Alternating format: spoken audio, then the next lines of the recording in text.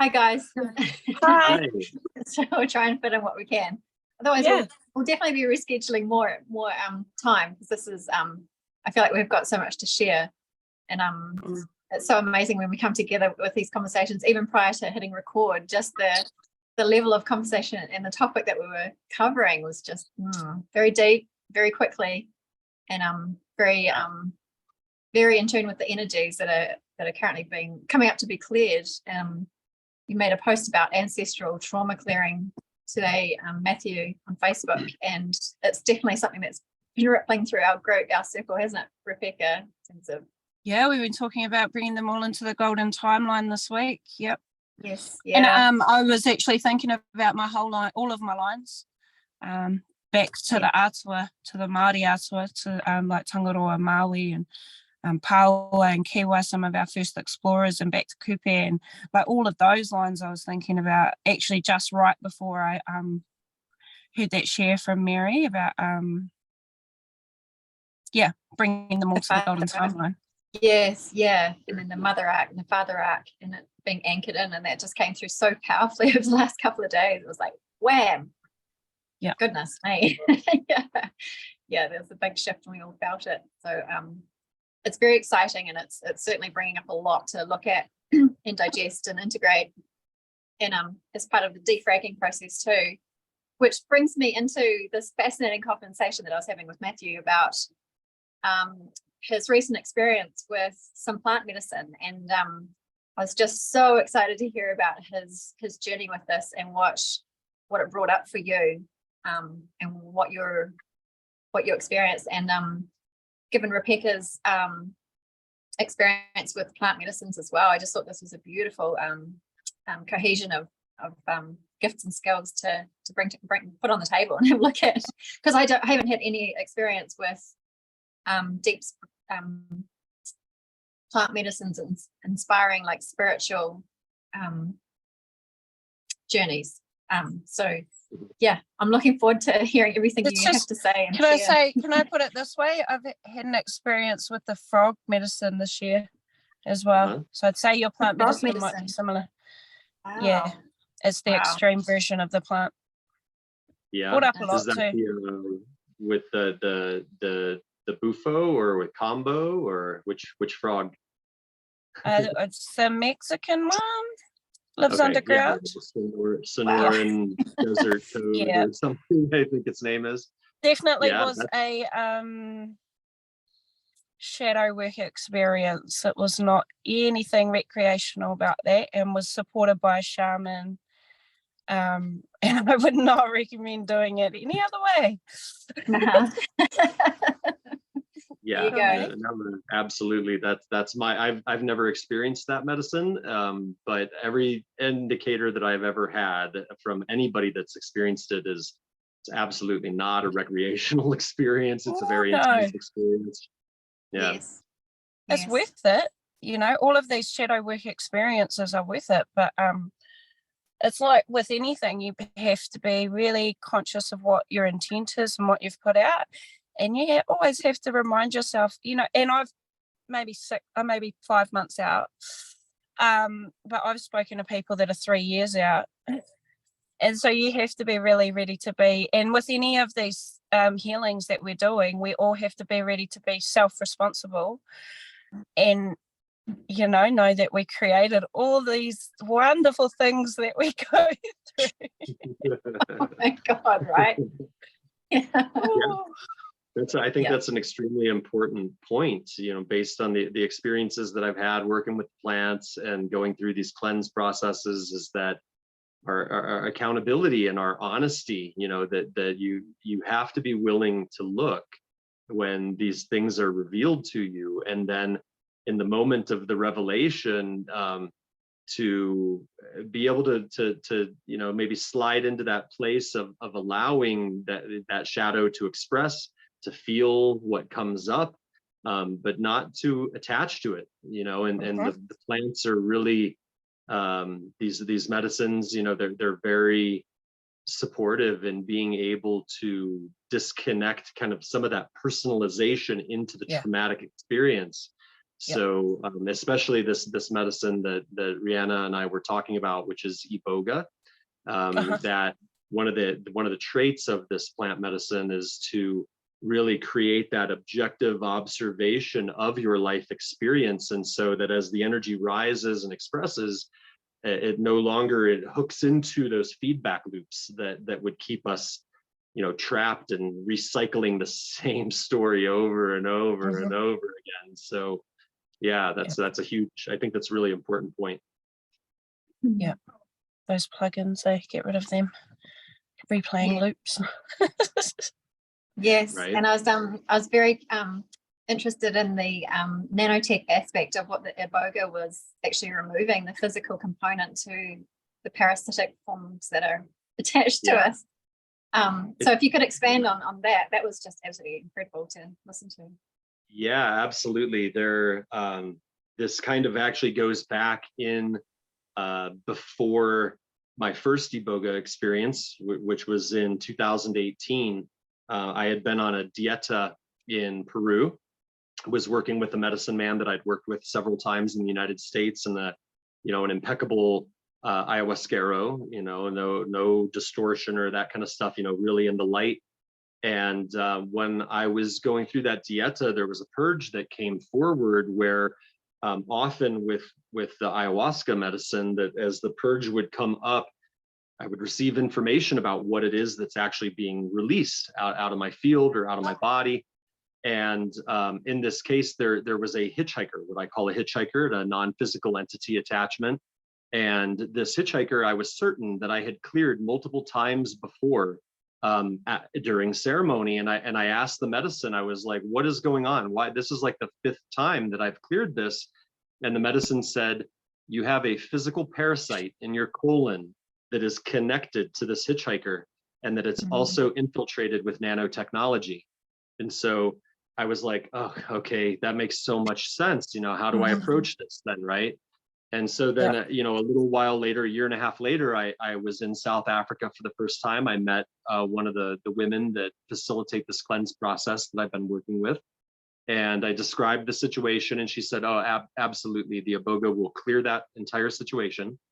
And so, going in then and beginning working with this medicine over the last 5 years, it's been really an incredible process to witness technology coming out of my body, and I mean, it's really like, you look at it and your mind wants to freak out a bit, like what the hell is this? Seeing like wires and seeing, actually my first Iboga experience, when I purged and I looked into the bucket, there was an implant that was about 3/4 of an inch long, about the diameter of a dried, uncooked spaghetti noodle.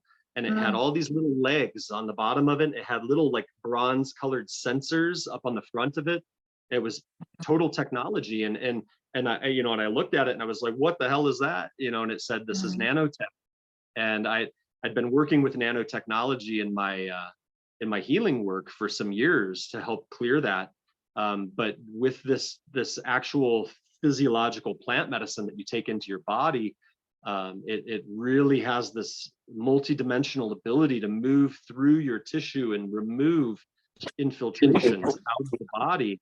And so what we were talking about, I had a medicine journey on this last week, and it was hectic a little bit. Like I purged a lot, and beyond any logical thought of like my body being, unpurified or whatever, it was pulling things out of the field.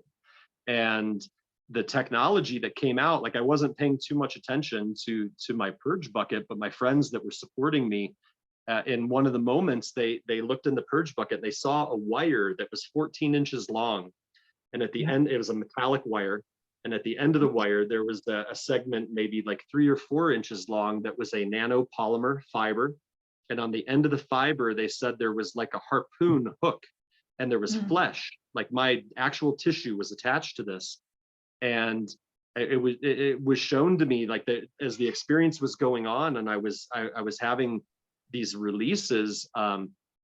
then the next day when I was integrating and laying out in the sun, and I checked back in, and they showed me that infiltration that was cleared, the wire was hooked into my prostate, and that the wire itself was functioning like a secondary nervous system that was like signaling in my nervous system. Wow, and it was distort the affecting children.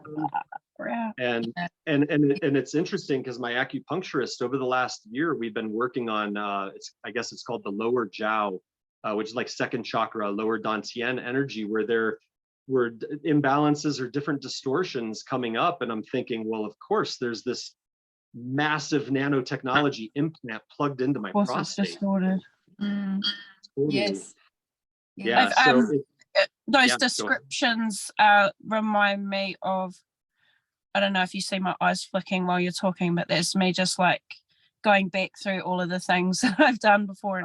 And they definitely remind me of some of the things that I've pulled up. Pulled up out of people or we've worked together to bring up. Pretty much all those visuals you've said, I've had. I don't see them, right? I'd be like, you call me maybe clear cognizant, so I just know, I get this thought pattern, right? And all those descriptions are like, I've seen that. Oh, yep, that makes sense. And when you describe them as parasites, that's how I had this healing with a guy that I wasn't really talking about. I was kind of just doing energy work, and I said to him, I could feel these like parasites, and was pulling them out, and he goes, far out. Here's a different word, but I was thinking about worms while that was happening, and so that confirmation, and then you go and confirm that's how it is.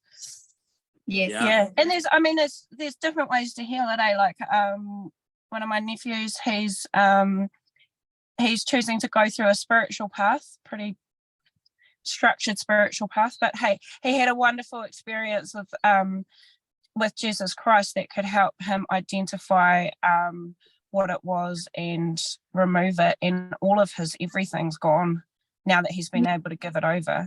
He said it was from what he could see, it was a parasite that had come in through rock music for him, and there'd be many different ways, right? But absolutely right.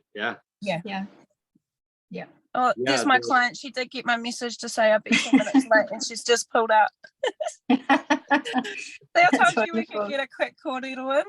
It's awesome though. Judy calls. It does. So I have to love and leave you guys. But thank you. I've been keen to catch up again. I'll be a couple of hours, but anytime after that. But then you'll be on to mum duty, Rihanna. So that's right. But we'll definitely schedule another time. Absolutely. Okay, love you. Beautiful to meet you, Matthew. I feel like we've just been talking for about 4 hours. Awesome. Well, I look forward to it again. You guys carry on, but I'll see you again soon. Perfect. Okay, we will. All right. Awesome. That's awesome. Thank you so much for sharing that journey. And it was great to get Ripeka's sight across that, given her work. There was I had a thought, but I can't. Maybe this will prompt you. Like, can I add on to that? Oh no, that's what I was. Absolutely. So in the throughout the course of the journey, I mean, it was a lot of releasing, and every time that there was a purge, then I was being told this is nanotech that is being eradicated out of my body. And going then into the next day and in my integration, I ended up having some communication with a very close friend of mine, and this woman, she has also experienced Iboga. So which I think is significant because she would be in the same kind of frequency field that I would be in. And she told me that the day before my journey, which I did not know about, on Thursday, she and her partner facilitated an energetic healing session for her. And during the session, my friend, who is a seer like I am, she has very, very excellent sight. She was shown that she was removing out of her solar plexus, or like out of her umbilical region, was removing an infiltrated wire. She said it was like It was really, really nasty. Like I can see the image of it. It was like a wire, but it was like sharp. It had like lots of angles and stuff. And on the end of it was a hook that had multiple pieces also of flesh. So she was seeing this cycle getting removed out of her body and out of her field. And then meanwhile, the next day I have the exact same thing physically leave my body. And so what this, brings me into of understanding when, you can do this work, of course, without plant medicine, but certain plant medicines, especially the Iboga, they facilitate what my friends in South Africa call planetary service. And this planetary service is where when you're able to perceive a certain type of distortion or infiltration, it dimensionally allows you to like see through the entire hologram of that distortion from the 3D all the way up into a higher dimensional expression. And in doing that, it's like you're like shining the light of your awareness onto it, which is the light of the one prime creator. It's the light of the great central sun illuminating these distortions and then clearing them through all the layers of density. And so I look at that was an amazing confirmation that my friend was involved in this planetary service also of her own accord because of her own experience and journey. And then meanwhile, same with me, like I went through a similar experience. And it really, in the days afterwards, then through my integration and processing of the experience, I'm being shown that there was something occurred recently, which on a global scale, maybe even a galaxy-wide scale, I don't know, but on a global scale, that this type of infiltration of nanotechnology was neutralized. And the way that my friend kind of summarized it to me was that she felt like that something had shifted to such a point that the functionality of the technology inside of our bodies was like, I guess, neutralized to such a point that the functionality of it was no longer functioning, and the body then was able to rid it out of the body. Yeah. So, that makes complete sense. Right? Yeah. Yeah. Well, for all of us. Very well. Very well. Yes. Let's get rid of that stuff. Exactly. Yes, it's certainly the energy that we're picking up on in our little circles that we're connected with. It's the same energy pattern. So we're recognizing that a shift has occurred and something has been neutralized, and it's to do with the mother and father energy that's just now anchored onto the planet. And it's just it's having a very tangible effect. And and what, given that it's kind of reached this neutralization point finally, how do you see the plant medicine being used in the future? Like, do you see it playing a role in terms of the cleansing of the physical bodies of humanity as we kind of progress in this ascension cycle? I think it has a very important role for those people that are called to it.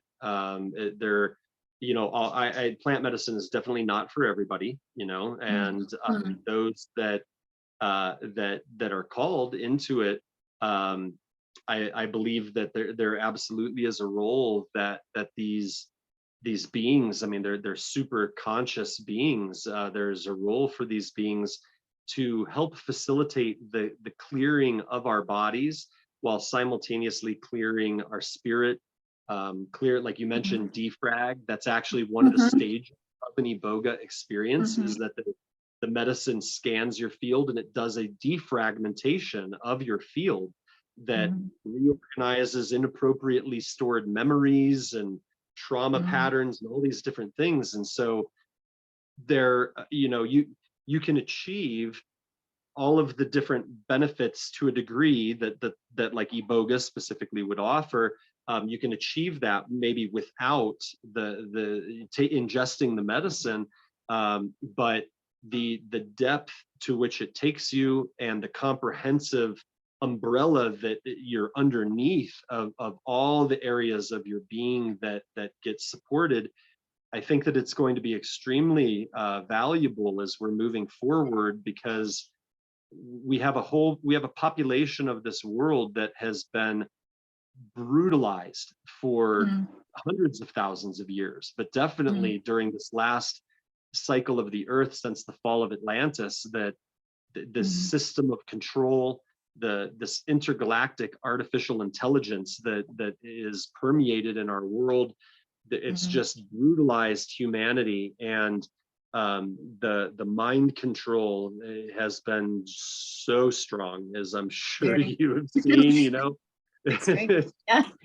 Yeah, all of these things I think are up on the chopping block, you know, when you're working through this type of process. And then you know, the thing is the people that are impeccably working with these medicines seem to be getting called more right now, and there's a real shift around the energy and removing those infiltrations of dark energy, where you hear stories about dietas in Peru, and you know, women getting raped and like by the medicine man, and like people disappearing, and you know, those infiltrations it's such distortion of dark energy. And I think that as we're moving through this shift, there's going to be a wholesale recalibration around all of that. And like I see in my own life and my purpose kind of changing directions a little bit to maybe for the near term being primarily focused on helping people to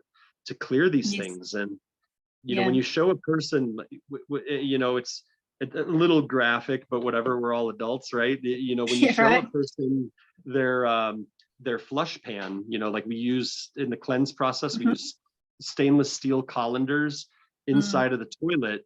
And when you're doing a coffee enema, or you're, you know, on certain other processes where you have a release out of your body into the toilet, and when you actually get to look at that and you see parasites, and you see big worms, or you see like things that look like squid, or you see nanotechnology network structures made out of plastic that can't be torn, and you're like, I didn't eat that ever, you know. It didn't go in through my mouth, you know. And so there's something that occurs within the mind where you begin to realize, oh my gosh, like I've been living with this distortion inside my body. And so then as you engage the process and you begin really clearing these things out of your body, clearing them out of your field, you're able to make space then for the totality of your being to re-inhabit this experience. And that is number one on the agenda right now. It really is, isn't it? Yeah, yes. Yeah, we talk about the purification process, and it's a complete mind, body, spirit reset that we acknowledge that it's a necessary part of the process in terms of purifying, because this is what we're anchoring. It's that new energy of a cleansed and re-inverted angelic human, like undoing the flipping. Yeah, that's like I call that reversing the inversion. And like as we were talking about yesterday, so much of our society is in this inversion. And you know, whether it's the you know, political parties that flip, and they're like the branding campaign flips what they stand for, or it's you know, all of, you know, we see things like in Disney and other all these things that are aimed towards children, and yet we know that there's this whole diabolical energy that's underneath of it. It's like everything is inverted, and I think that's a big reason why so many people feel crazy. You know, they feel like their sense of reality and their touch point into the reality is just so distorted because of these inversions. Yes, and it's so important to be mindful of what you're paying attention to, also what you're giving energy to, and the subsequent choices that you're making, and being so conscious of them. And that's part of the cleansing process too. And you did a wonderful podcast recently with your beautiful group in South Africa, which I can't wait to meet them. But you were talking about the pornography and the prolific nature of the sexual distortion, and I know that's come up a lot recently in terms of clearing in the sacral chakra distortions that are present, and just those unconscious decisions that people are making to feed energy to it, and the subsequent siphoning of the energy, and it's taking all our creative power and feeding a system that works against organic life. It doesn't support life or thriving energy. Yeah. It's absolutely, I mean, that whole podcast was really an excellent discussion. And this is something that my friends in South Africa, who they've been running this cleanse process for 15 years or so in the form that it's in now. And they have cleansed countless people that have anywhere from a mild to a severe addiction to pornography. And it's just like, like what I was saying, that implant removed it, where I was told, like, out of the prostate, if we can imagine the functionality, right? So like what these nanotechnology implants, or the parasitic, actual like organic parasitic infiltrations that would be feeding on that type of energy, it's like they're maintaining those frequencies within our field all the time, and it's being cultivated all the time at a subconscious level.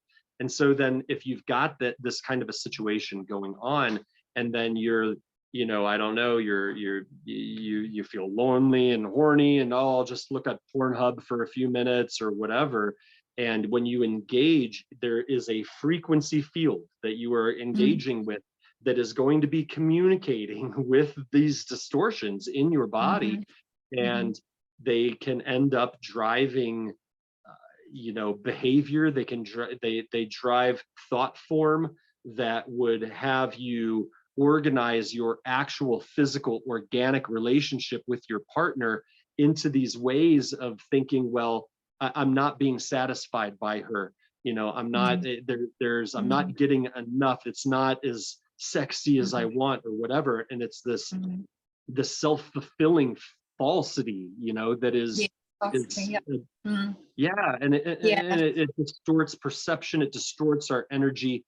And then those energies, when you do make love with your partner, these frequencies are being exchanged, and implants are moving in, so the whole situation is it really desecrates the sacred sexuality, and that's the whole point. And it creates that division and separation between the polarities, and it's just time for it to be cleansed. have light on it, and be talked about. And it's that's why I'm so appreciative of that podcast that you did, and work that you're all doing together. And is that something, I think I remember seeing you were facilitating workshops with the plant medicine for people in South Africa. Is that something that you're still going to develop? Yes. So obviously the travel over there it's big to go from the United States, and it's like a 20-something hour, travel time. And when I go over there, it really makes sense for me to be there for a little block of time. And so for the last couple of years, we've been looking at, maybe a month here and a month there, like twice a year, maybe 3 times a year. And during that period of time, we would organize 2 retreats where I would be serving the medicine with my 2 friends. And then we would have people coming in from all over the world that would travel to South Africa. They have a retreat then with us where we guide them through typically it's a 7-day process. And each one of the days is a combination of cleansing of the body through detoxification, like infrared saunas, and through doing hydrocolon therapy. So doing multiple flushes, or we call them flushes, enema, multiples of those per day, every day.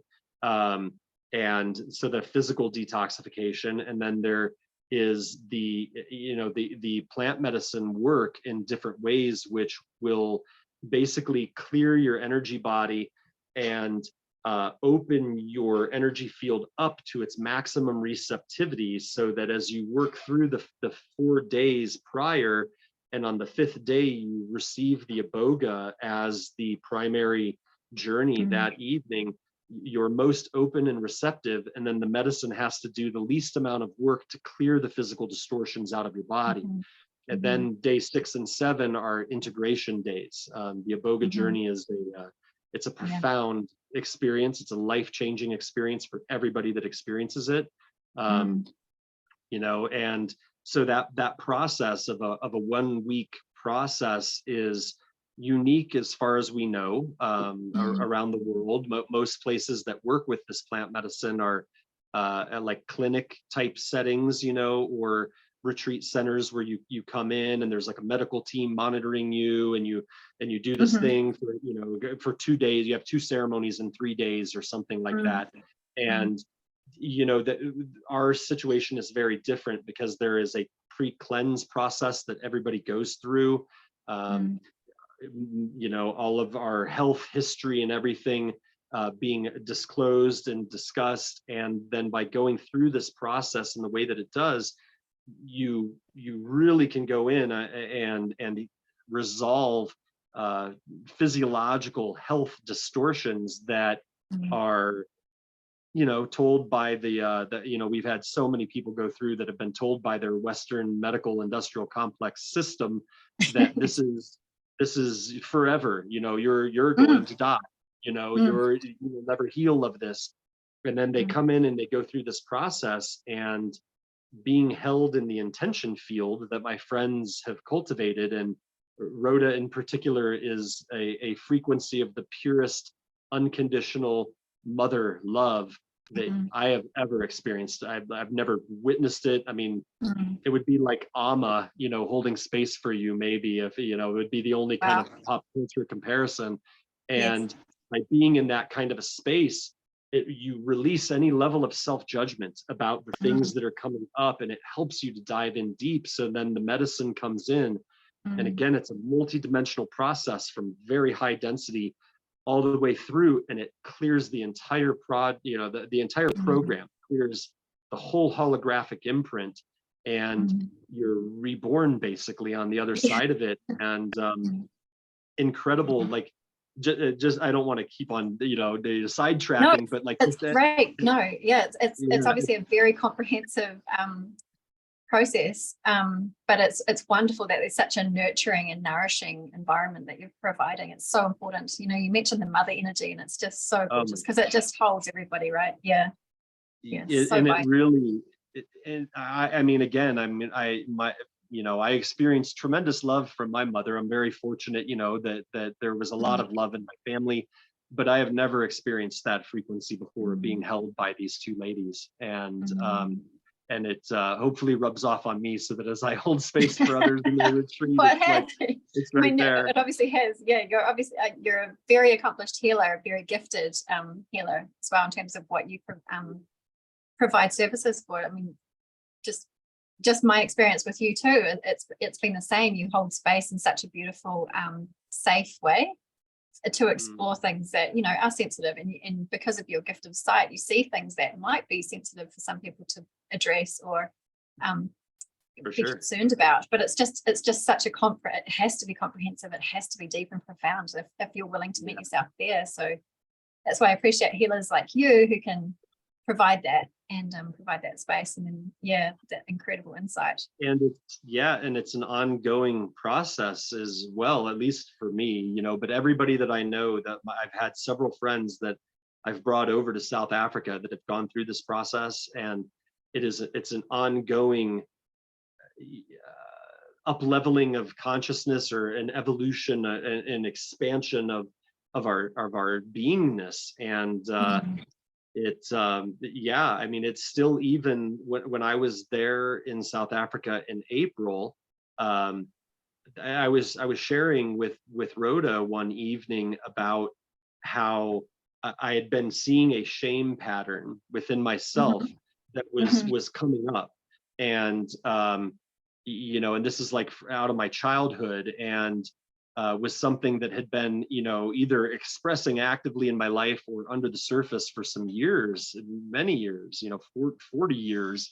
And when I spoke it to, it was because I was in her, like, we were just hanging out, right? Like our people were in their medicine journeys, and we were like out on the balcony and hanging out and watching UFOs and talking. And that space of that mother energy, you know, I went I went right into it. And that's something that, like, you know, the ego that has the hooks in with the shame would never want to admit this, you know, these types of things. And I just like opened up and I shared it. And I was within a day, within 24 hours, while I was doing a flush, I released a tapeworm out of my body that was directly, it was the bugger that was anchoring the shame, you know? Right. And so, I mean, that's the importance of that field, you know, being held in that impeccable field of unconditional love, where there would never, ever be a judgment that would trigger my own shame, you know? Yes. Yeah, exactly. Full acceptance. Yeah. To hold space for one another to do this, to do what we came here to do. So powerful and really exciting. So I can't wait to hear about your next workshop so I can sign up and go travel and experience this. It sounds very, very much up my alley. Yeah. Yeah, it's amazing. I'm scheduled to be back there in the end of November, the second half of November, and the beginning of December. And there will be at least 2 retreats, possibly 3, but they're going to be 2 retreats at least. And my friends and my partners in my podcast, Zane and Justine, they'll be coming over from Taos also to South Africa, and so it's going to be quite the opportunity. That's wonderful. So I'll put your details down below, like whoever stumbles across this video can find out how to get involved or find out more information, because it's so powerful. For sure. You're a gifted seer, like your abilities in the world of sight and your journey in terms of developing your spiritual gifts and subsequent service. I'd love to hear more about that, about your journey into that world, because you've got a beautiful synopsis on your website, but I'd love to hear you talk about it, because this ties into what you experienced on your medicine journey just recently, and I'd love to divulge those details if that's okay. Sure. Because it's really exciting. Which part was it with the star beams? Yes. Yeah. Okay. Yeah. Cool. Yeah. So the you know, my journey, it's been unconventional, I would say, for sure. And, very. We love, we embrace. What I have come to understand is that I had a type of like a walk-in experience. I kind of call it more like an overlay that occurred when I was 2 years old. And when I was 2, we had just moved into a new home. My dad had a new job in another city, and we moved. And it was like, I think it was our first or second morning in this new home. And I ended up, I don't know why, but my mom found me. She heard what she thought was popcorn popping in the kitchen. And she was like, where did the girls find the popcorn? You know, because I have 2 older sisters. She's like, where did the girls find the popcorn? And she walked out in the kitchen, and I was drinking out of the dog's water dish on the ground. And she was like, Matthew, you know, what's going on? And she looked around, and there was a bottle spilled of my dad's high blood pressure medication. And evidently I had climbed up onto the counter into a childproof cabinet, opened a childproof bottle, and I downed my dad's blood pressure medication. And so she rushed me and my sisters to the hospital. Guardian angel, first encounter with a guardian angel. She didn't know where she was going, literally, like didn't know where the hospital was. And this is like rural Nevada, like out in the middle of the high desert in the west. And police officer on a motorcycle pulled up right behind her out of nowhere and then guided us to the hospital. And so what I've learned is that during that moment, there was this like overlay that came in that probably began setting the blueprint of my work and becoming a healer. And so over years, then when I was little, I had all sorts of really interesting experiences where I could speak to animals. You know, I would have dreams. You and I have talked about this. I would have dreams that would come true. I was dreaming the future regularly, and I didn't like it. It actually kind of scared me. I don't remember talking to anybody about it. I think I just internalized it, which was probably my emotional pattern that I carried for many years, just internalize everything. And so, at a certain point, a lot of those experiences began to get shut down. And, I don't know if I was given a break or what, but jumping forward then to when I was 19 years old, I had a series of experiences that really recalibrated me. And one of them was, camping. I went camping with my father up in northern Ontario in Canada. And we went fishing, and we were in the middle of nowhere. There was nobody around us, and he had a heart attack, and he survived it. And like, I prayed hard for like the first real time in my life, and he survived, and it like recalibrated me again. I'd gone through some real challenges that year. I'd had a knee injury and had knee surgery. I played American football for my university and injured myself, and was depressed. I was drinking heavily. I was in a fraternity, which is like a men's organization at American universities. And it's just like billionaire boys club bullshit, a lot of it. And that wasn't my authentic being in any way, but I was so insecure, that I wanted to belong and all of this. And so I was in a really hard space after my dad had that heart attack, and had an experience where I got together with a bunch of friends, and I ate some mushrooms and magic mushrooms. And during that experience, I had a spontaneous astral projection to the great central sun. And I didn't know what the great central sun was, but I observed what I could only describe as God, that was a point of light at the center of our galaxy. And I was imprinted with the knowledge that the only thing that exists is love and distortions of love. And it was so overwhelming. I was like, I could feel my body crying, laying there on the middle of the soccer field, watching the Perseid meteor shower, and while on mushrooms.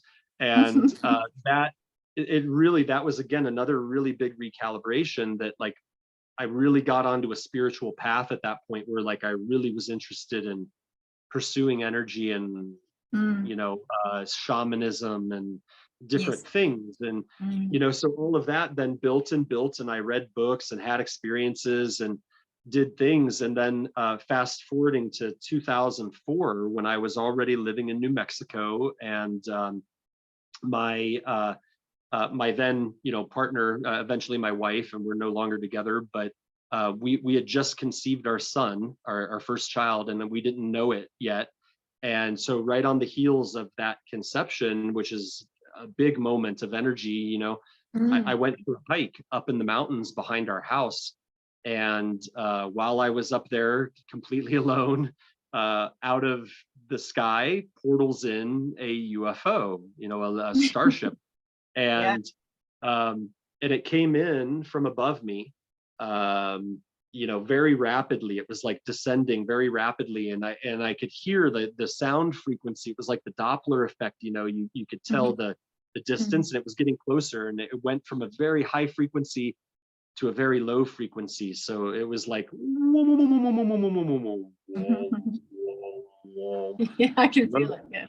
Yeah, it was, and I looked up when it portaled in and came down. And so I'm like looking up, and right above the trees, there's this chrome silver craft that was like kind of like shaped like an almond. It was like pointy and then rounded on the bottom. And the bottom of it looked almost like a boat hull. It was like V-shaped, kind of like that, as I was looking at it. And there was this distortion field around it that was also making it invisible. So like I could see it and I couldn't see it. And my immediate thought was, wow, that's a low frequency, because there was like waves of low frequency, like bombarding me, like being in the ocean.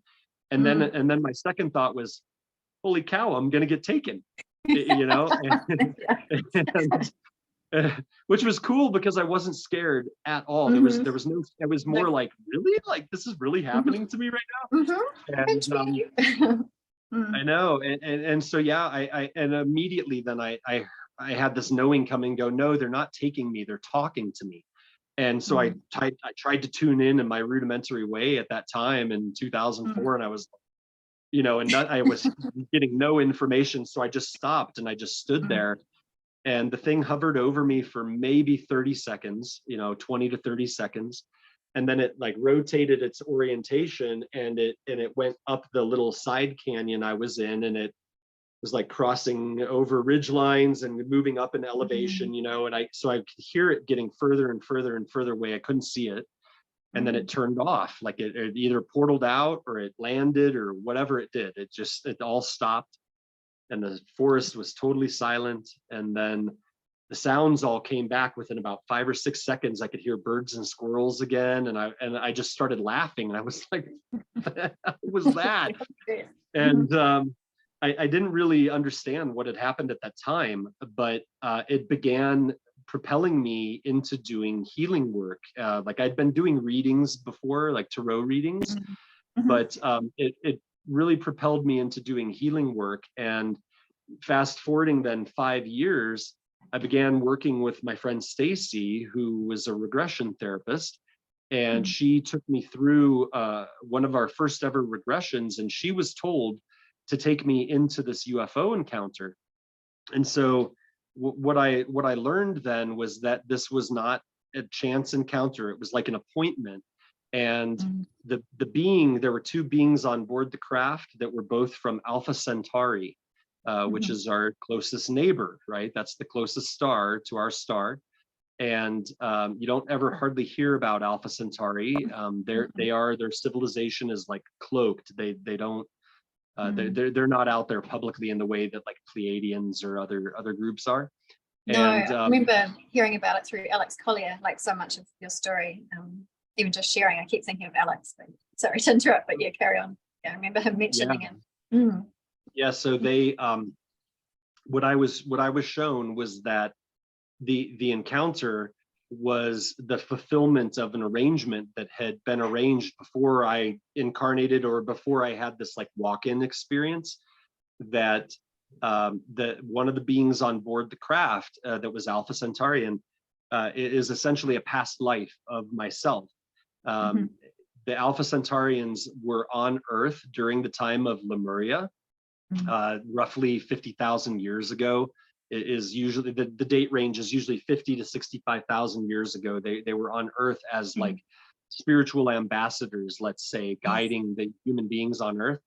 And they were in Peru, what is now Peru, and they built massive pyramid complexes that are like 4,000 foot tall pyramids that we think are mountains because they're covered in forest and everything.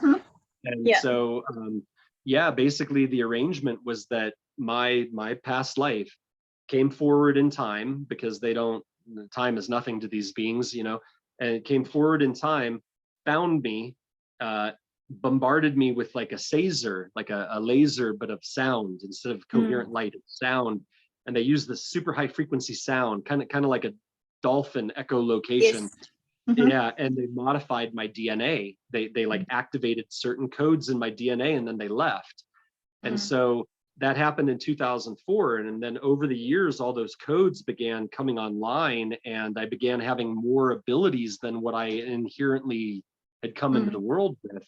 And since that period of time as well, then I began working with plant medicines and different, you know, Tai Chi and Qigong practices, you know, cultivating the energy body and all of these different things. And so my healing modality eventually developed, which I call gamma wave healing. That was again told to me by my Alpha Centauri guide. She has remained a guide of mine.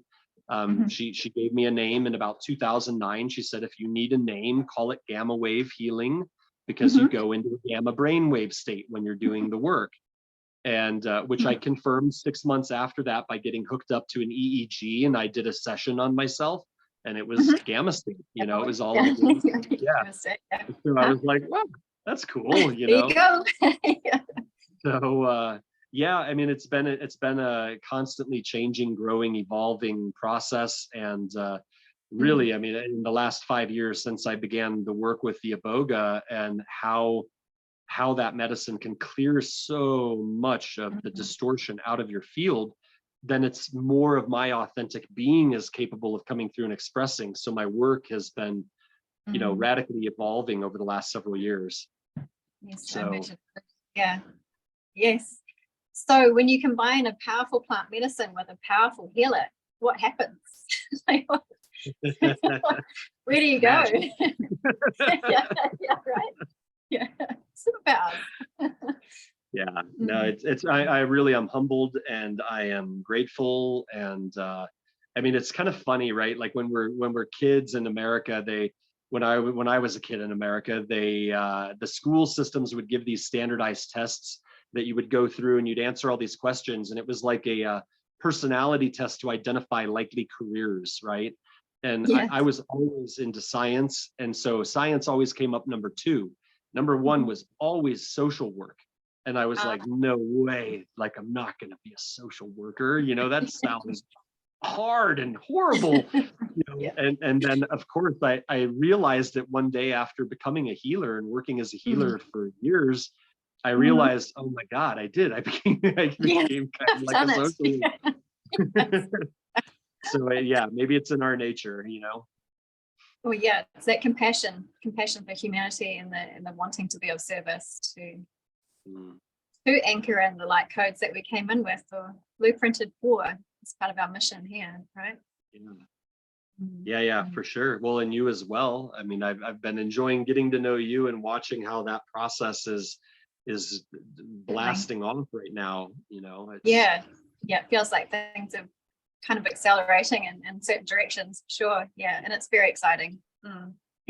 Yeah, it's really, and it's necessary now. You know, I was given a vision back when I really started doing the healing work. It wasn't full time yet. My wife and I had a gallery, and I'd set up a little healing meditation room, and she made me a sign underneath the sign for the store that said crystals/healings or readings. I think it said crystals and readings. And people were coming in off of the street, you know, tourists would come in off of the street and, oh, I want a crystal reading, you know. And so I began practicing. And you know, back in that time, like when that was just beginning, you know, I was given this vision of what is going to unfold in the future, which is now.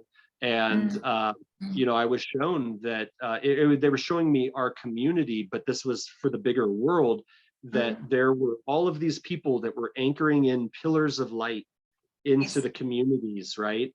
And that as these pillars of light would get more and more anchored, we were going to be magnetizing people into these communities to seek out healing from this transition that we are currently in. And I remember asking the guides, you know, I said, how are we, you know, in Taos is small, how are we going to manage if people are coming here like on pilgrimage to heal themselves? They said, don't worry about it, that everybody is going to get activated. People are going to be magnetized. And immediately after I got this information, within 1 week, I had 2 different people that came in, one who was a monk and the other one was a Native American woman. They came into the store and they said, I just was driving by and I had to stop and tell you, I was seeing this pillar of light coming out of your building. And, you know, and it's like, I've heard other stories like this, and I see this is, it's like a quickening that's happening right now where everybody's coming online in the way that we need to, so that we can provide the energetic support in whatever perfect way possible that we're capable of providing for whichever way a person is capable of receiving it. And I know we talk about this, about the tribes all coming together, the tribes right? Of light, yeah, the communities of light, and yeah, that's come on in a big way. Like you described, it's like, oh yes, well finally it's mission time. We're supposed to gather and find the others, and it is part of that magnetization. And you're popping into realities you don't even know how it happens, but yeah, we're all finding each other to provide that network of support for one another, but also the greater community that we're going to be serving. I get that. Oh yeah, it's wonderful. And this is why we've started this platform, is to find and speak to all these wonderful souls that are here with the same awareness of what's occurring, and as a way to shine light and find one another. You mentioned I don't know if you want to speak to this, but the solar flash or the events that might be occurring coming up. Like we've got a big Lionsgate window occurring soon, and we're all feeling the effects of that, which would love to talk to you at that time about the Lionsgate and the beings associated with it. But if you wouldn't mind expanding on the solar flash, because I feel like that's come back into the collective consciousness. Like there was a lot of talk about it for many years, and the rapture event, this event that was taking place, but Sure. It's kind of been raised again, and I'd love to hear what you experienced and what you were seeing. Yeah, absolutely. So I think it's a fascinating discussion, and it really just like lights me up, that Yes, maybe literally. I really like, come on, solar flash, Yeah. So The ultimate defrag process, right?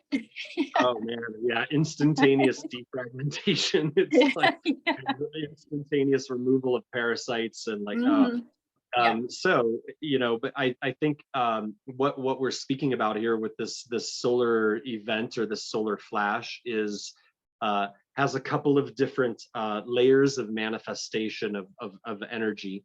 And on a physical level, this is related to the increasing solar activity on our star that is on a cycle of time, that there are 12,000 year and 6,000 year like half cycles, where in the geologic record you can see that there is a massive disruption to the Earth's magnetic field.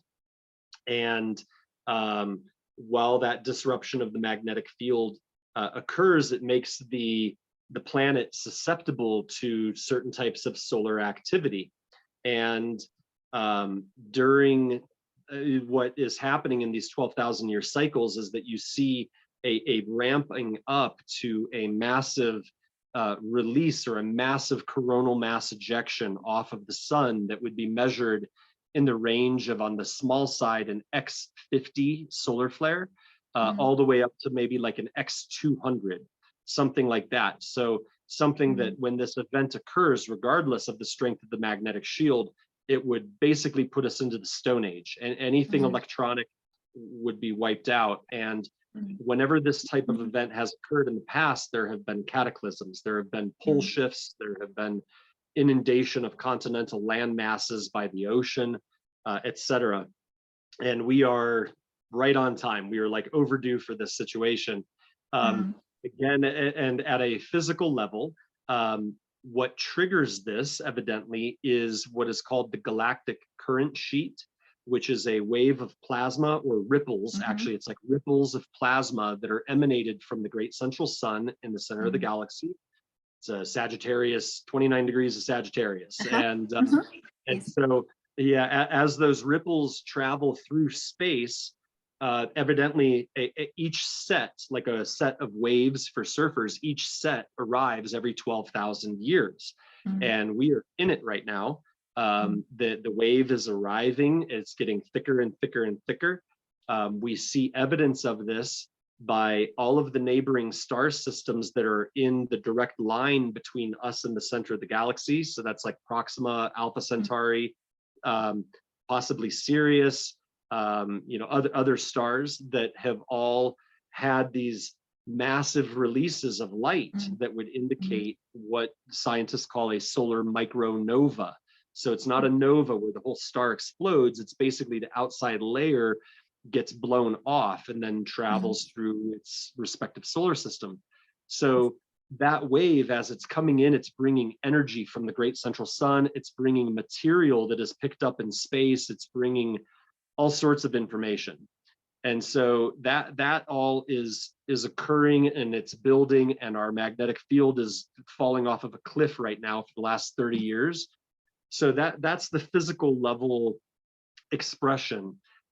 Energetically speaking, it's a whole other thing where what I am told, the information I've been told from my own guides as well as from sources. I have a very well-placed good friend source inside of United States military intelligence, and he has confirmed, that this is a very real thing. essentially the great central sun is quantumly entangled with every star in the galaxy, right? They're expressions of the great central sun as individuated stars, points of consciousness. And what has occurred in recent time is that a decision was made to eradicate all of the distortion that has infiltrated our world. And what then began happening is that the great central sun sending information to our star to begin increasing its solar activity, you know, following its regular cycle, like we're heading into solar maximum, but the intensity is increasing. And what that is information. It's light and information that is pouring into our world via our star. And we are approaching a moment that is somewhere in the near future in time that where the impulse will be sent from the great central sun, which will result in a solar micronova event from our star. But instead of it being a destructive situation, it is going to result in the eradication of all of the distortion with a simultaneous, instantaneous shift in consciousness. And you know, we see reporting of this. I love following. There's a woman that's a QHHT practitioner named Allison Coe. Yes, I know her. Yeah, she's fantastic. You know her? Yeah, she's wonderful, and she, for several years, she's been having clients where she will write a transcript of their session. She doesn't record their sessions, but she'll do a transcript and read the transcript. And people that have no intellectual knowledge about this at all are all talking about the same event, where in the United States, when it occurs, because you know Allison's in Oregon. When it occurs, it will be daylight in the United States, and everybody will be compelled. They will go outside, and as you look into the sky, it'll be like ripples of like aurora borealis moving through the sky. And as the waves of these colors and plasma move through the sky, there's a shift in consciousness where it's awakening, you know, spontaneous awakening. And this is en route right now, and I believe that it is going to be close on the heels of all of the visual dismantling of the system of control that has affected our world, which is in process right now. And so that's you know the generality of my understanding around that event, and it is real, you know? That was a fantastic in-depth explanation of it. No, exactly. And those that are aware of it or sensing it coming and intuitively know that it's coming, when you have information confirming what you're feeling is very wonderful. Well, and I'm curious, like, how you're coming across this as well. Like, what's the information you're receiving about this event? It's more the shifting energies that I feel and pick up on in the light, and what that's how the environment, how nature is speaking to us. What's occurring. Like tell me more, because I noticed this also. So what are you seeing? Just there's little, subtle, and often. So I couldn't go into too much detail other than that. It's the synchronicities just ramped up. Yesterday I had experienced a time anomaly, and these things where it just sped up, and but very noticeably. And then that observation I shared with Dad, and then he checked the Schumann resonance, and something shifted, and it had something to do with the father arc. So as we put this information together, it's creating a story, and it's just getting faster and faster. And it's these are indicators for us to know when to action our next things, or follow a direction, or it's like positioning ourselves in preparation for what's coming, right? And these conversations are all just part of that. Totally. Yeah. It feels totally like positioning. It's like maneuvering the chess pieces, and we don't even know that we're being maneuvered. No, precisely. Yeah, I often say that. I feel like I'm a chess piece being maneuvered around on the floor. I don't need what free will? I'm just agreeing to it. Yeah, it's divine will. So yeah, you're conducting yourself with a different code. Yeah, that's wonderful. So yes, is there anything else you'd like to add regarding that? Just conscious of time. Not running too late. I have to pick up my daughter this afternoon. Yeah. Often when we get talking, it's like it goes on. Like you just don't even notice. So we're talking about time, just how it vanishes when we're talking about these topics, because it's obviously very close to our heart. So it's, the time thing for sure. I've been noticing, and nearly everybody that is like close to me that is tracking this kind of information, we are all noticing time distortions. And like easy ones to notice would be like, okay, I typically start my work sessions at 10 a.m. and so it'll be, I don't know, 10 or 9:51, and I've just made my coffee, and I'm gonna go, brush my teeth. And I brush my teeth, and I which takes 45 seconds, and I walk out of the bathroom and I look at the clock on the stove, and it's 9:57. And I'm like, wait a second, it did not take me 6 minutes to brush my teeth. Like that's not, and so there, like those types of things for sure are happening. And that what I understand is also that our timelines, we are all being moved onto our optimal timeline, unless of course you're making very conscious choices that are self-destructive right now. But on your, if we're all on the optimal timeline, then there are these weird sensations that are occurring where energies out of the past are coming forward, like, right, everybody is experiencing like things rising up out of the past to be cleared, but I'm also getting future timelines coming in where I'll just be doing my thing, and suddenly I'm aware of a memory coming in from the future, and I'm like, wait a second, what is that? Like that hasn't happened, and it's like everything is like merging in together into this cohesive experience of reality. And I personally, I'm going to be stoked if time goes away or changes, or daylight savings for exactly. I was having this conversation with Dad last night, and it was like we just decided everything was now, and it's just a safe place to be as we experience these changes. So I had something similar, like I randomly took a screenshot of my phone. It was 5:50, so 2 5s, and I was like, oh, why did I take a screenshot of it? Anyway, I went about doing my task, and it took about 15 to 20 minutes minimum, like what I was doing. And when I came back into the house, I checked my phone again, and it was 5:55, so only 5 minutes had passed. So it was just wow. Totally. And that's just happening all the time, and then a confirmation with a group chat about the time. In the chat, it was like 5:50.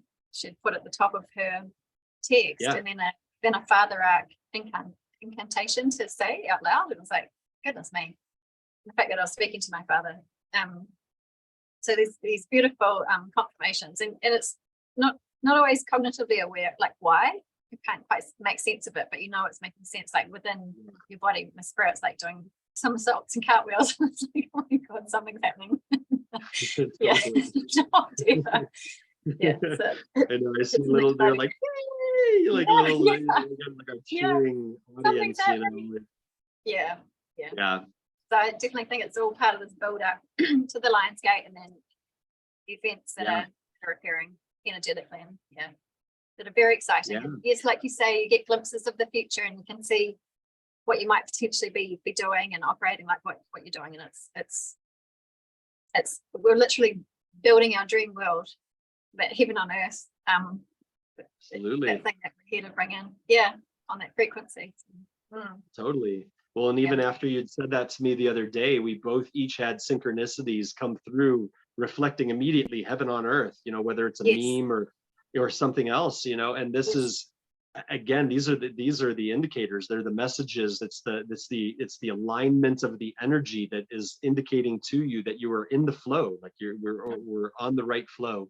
And Yes, and the fact that it's happening in a group, like through these connections, and we're experiencing them as a group, we're doing it together. We're going to be doing it together. Yeah. So cool. It's very exciting. So cool, right? It's very exciting. Yeah. Awesome. So well, on that note, we can leave on heaven on earth, which is really wonderful. Yeah. Exactly. Thank you so much for your time. It's always such a blessing to talk to you and learn everything about you. It's fantastic. So I'm going to put your details for how people can find you below under the video. Perfect. But I look forward to catching up again around the Lions Gate, and no doubt before then. Yeah. For sure. Yeah. Great. Sounds great. Yeah. Right. Thank you so much. Yeah. Bye. Take care. Bye.